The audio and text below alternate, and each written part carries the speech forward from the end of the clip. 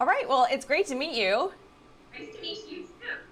So I was very excited watching some of your videos, and I wanted to hear more about how you came to meet up with Rob Stewart when you did. Wow. Well, Rob Stewart, like so many other people, definitely changed my life. I think we hear so many stories now of people that he's touched. And for me, I loved sharks and definitely wanted to do something to save sharks. But it wasn't until I met Rob and saw this little movie he made called Shark Water that I realized, oh my gosh, I can do it. That was the power of Rob. He just, you met him and you thought, I want to do exactly what he's doing and I want to help him. Absolutely. I had the opportunity to interview him about 10 years ago, and that is the exact feeling that you get from him. It's like you feel inspired. So continuing on with his mission and with your own mission, you're a filmmaker, and you are a huge advocate for sharks, and you travel all around the world. Can you tell us a little bit more about where you are right now? Well, now I'm kind of in boring San Diego, which I guess isn't that boring for other people, but I'm at home and I much prefer being in the water with sharks. But a lot of what we do as conservationists and really trying to further the message is, working from the home office and editing and social media and working on legislation and talking to kids and all that kind of stuff too. So that's what I'm up to right now. And for sure with Shark Water Extinction launching, getting people into the theater and getting people to see that movie, that is absolutely important because as you know from Shark Water, you can't help but be influenced and just, get that amazing spirit that Rob had to just save the world. Absolutely. And I understand that's being released in October? It is. October 5th is when it hits theaters. It's starting the film festival route right now. So it's going to be at TIFF next week. So we're going to be able to see it in front of a larger audience for the first time next Friday. So it's going to be great. Fantastic. Whoa, San Diego, my old stomping grounds. That's so cool. So, when, I'm sure you've done this too, when you've been out there diving, you'd feel lucky to run into a shark.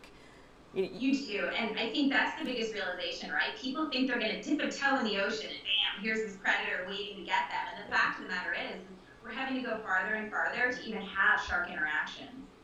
Yeah, no kidding. I mean, what does it mean? I'm trying to convey the message.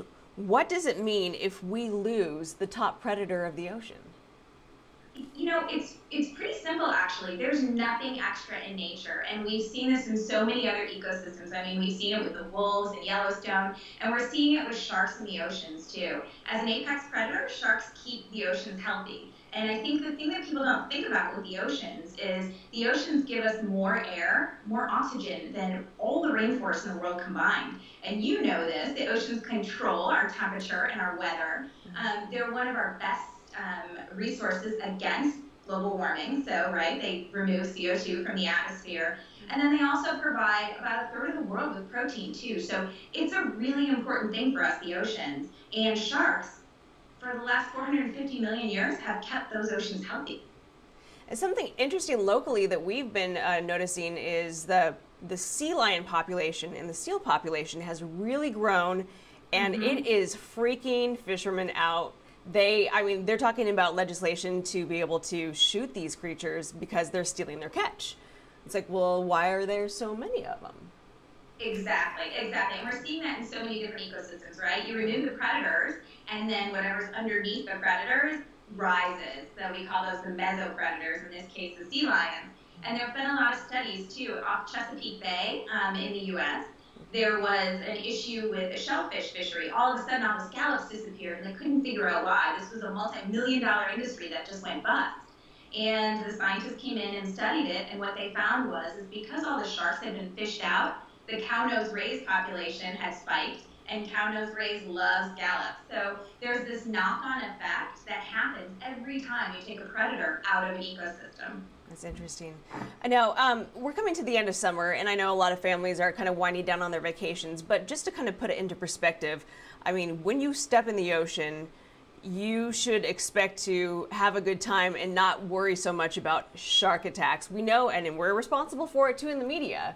When there is anything unusual that happens, it gets a lot of attention, and then everyone just focuses on that one event.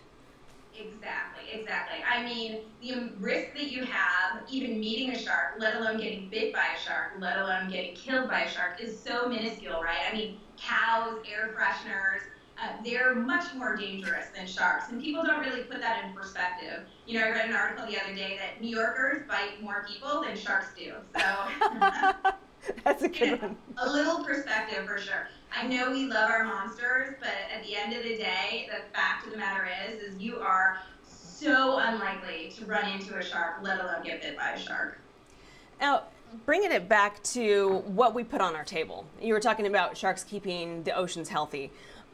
Just to kind of walk us through that, are you referring to, okay, the sharks are eating the diseased fish, they're getting them out of the ocean so that the nice fish are left for us to bring home to our plate? Something Absolutely. like that? Okay. Totally. So sharks have kept our oceans healthy for 450 million years by doing just that, right? Removing the disease, removing the sick. They also have helped shape the oceans and the behaviors in the oceans too, just through predatory behaviors, right? You know, certain fish now stay away from eating too much of, you know, their actual natural food as well. So it's interesting. Sharks really do play an important role. And, you know, in Yellowstone, it's a really easy example. When they removed wolves, it wasn't just the deer that suffered. It went all the way down to the water clarity, to the trees. I mean, literally everything was impacted by removing that predator. And the other thing that I think people don't realize is, you know, they say, well, I'm not doing it. I have nothing to do with it. I don't eat shark fin soup. But at the end of the day, a lot of our products actually contain shark. So pet foods, it's very common that pet food actually has shark in it. There's also a bunch of different names for shark. So you think you're buying something called rock salmon. Well, guess what? That's actually shark. And then what people are really surprised about is squalene, which is shark liver oil, is used in quite a few different cosmetics, deodorants, lotions. So it's really up to us to figure out what's in our products and make sure that we're not perpetuating the issue. And where's the legislation around this? I mean, who's in charge of, you know, making sure that we're not killing sharks for, you know, beauty products? Exactly. See, that's the crazy thing. And the fact of the matter is there's a bunch of different sources of squalene too. And cosmetic companies don't have to label it whether it's plant-based or animal-based. So it kind of falls on us, the consumer, to vote with our dollars and get smart and hold these companies responsible. How do you think the world is responding? I mean, in terms of caring about sharks? You know, it's been great to see what's happened. We're still facing a pretty big issue, and we're at a tipping point right now. But since Shark Water, some amazing things have happened. Rob started a movement that, I mean, it's just amazing to hear some of the statistics. So 150 million people live in a place where shark fin is considered an illegal substance. And that has all to do with Rob. He started a movement called Fin Free, and there's legislation in several states and also some countries as well. It's being proposed in Canada, and it's also being proposed in the US as well. So that's incredible, right? 150 million people consider shark fin an illegal substance. 30 countries have banned shark finning. 20 countries have banned shark fishing on top of that. And millions of square miles of the ocean have been protected as shark sanctuaries. So definitely the movement is starting to change, and I think people are starting to understand there's nothing extra in nature and they've got to protect everything.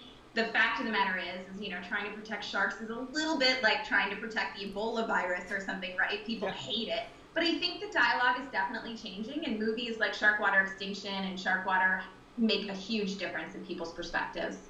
I'm really excited to see the entire film when it's released, because I think when you start telling people that it's not just about the fish in the water, it's about you. It's about your grandchildren. It's about the survival of the species. Exactly. And, you know, people will say, well, why does this affect me? You know, I'm in the middle of Toronto or Chicago, or I don't eat shark fin. And the fact of the matter is every second breath you take comes from the ocean. So you need to care about sharks because obviously you care about breathing. Right. Good point. I like that. Can you tell us a little bit more about Shark Angel and specifically what you're doing with the organization? Sure, absolutely. So Shark Angels, actually Rob helped me start Shark Angels, and it's all about changing people's perspectives about sharks. I have a marketing degree, and I had an advertising agency when I met Rob, and immediately I realized, oh my gosh, sharks need a PR agent, and I can do that. I have the skill set. And Rob's biggest, statement, and the thing that he inspired people most to do was take what you're passionate about, whether it's sharks or whatever it is, and take your skill set and smash them together and lead a life of purpose. And that's exactly what I did with Shark Angels. Although now I'm really focused on bringing Rob's message out to the masses, and I think a lot of us really feel the obligation and the responsibility to carry on Rob's legacy. I love it. Awesome. Thank you so much. Is there anything that I left out? I don't think so. Thank you so much. All right. We will talk to you again soon, and I'll let you know as soon as it airs, okay? Great. Will do. Okay. Okay. Bye-bye. Thank you. Bye.